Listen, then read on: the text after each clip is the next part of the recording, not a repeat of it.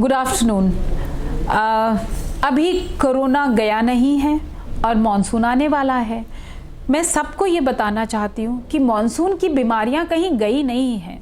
हमको कोरोना के साथ साथ, कोरोना वायरस इन्फेक्शन के साथ साथ जो हमारे मॉनसून की बीमारियाँ हैं उनके बारे में भी बहुत जागरूक रहना पड़ेगा। कोरोना के बाद अभी थर्ड पीक आने की बात ही हो रही है और ये भी कहा जा रहा है कि बच्चे बहुत अफेक्टेड होंगे।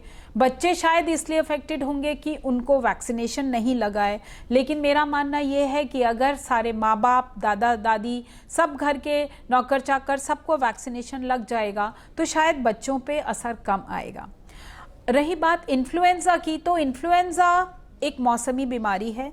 हिंदुस्तान में मौसम बहुत ज़्यादा जल्दी भी बदलते हैं और कई बार बदलते हैं। तो जो इन्फ्लुएंज़ा विदेशों में हमारा 2 बार आता है, एक बार कहीं पे नवंबर में आता है, कहीं पे मार्च में आता है, तो हमारे हिंदुस्तान में अब कहा गया है कि इन्फ्लुएंज़ा एक एंडेमिक डिजीज़ हो गई है। जब मौसम चेंज होता है तो इन्फ्लुएंज़ा आ सकता है, पर अधिकतर ये हमारे को मानसून सीजन में देखने को मिलता है।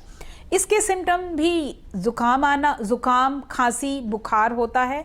इन्फ्लुएंज़ा भी एक बार एपिडेमिक आया था, उसके बाद इन्फ्लुएंज़ा एंडेमिक हो गया है। अब सभी लोग क्योंकि इन्फ्लुएंज़ा के बारे में जानते हैं, फिर भी अगर मास्क लगाए रहेंगे तो शायद इन्फ्लुएंज़ा से भी बच जाएंगे।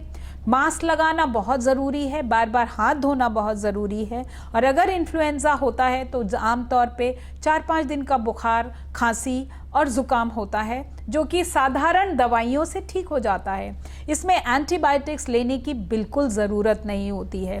बार बार हाथ धोते रहने से जो नाक अगर बह रही है, नाक को छुआ है, तो उससे आप जो भी चीज़ छुएंगे वहाँ पर इन्फेक्शन जाएगा। सो बार बार हाथ धोना एक बहुत ही इम्पॉर्टेंट चीज़ है। और मास्क लगाने से इन्फ्लुएंज़ा का प्रचार भी बहुत कम होगा, जैसे कि बिल्कुल इसी तरीके से जैसे कि कोरोना का है। तो इसलिए इन्फ्लुएंज़ा आने वाला है, हम लोगों को सावधान रहना चाहिए। ये खाली हर बुखार, हर जुकाम कोरोना ही नहीं है, इन्फ्लुएंज़ा भी हो सकता है। Thank you.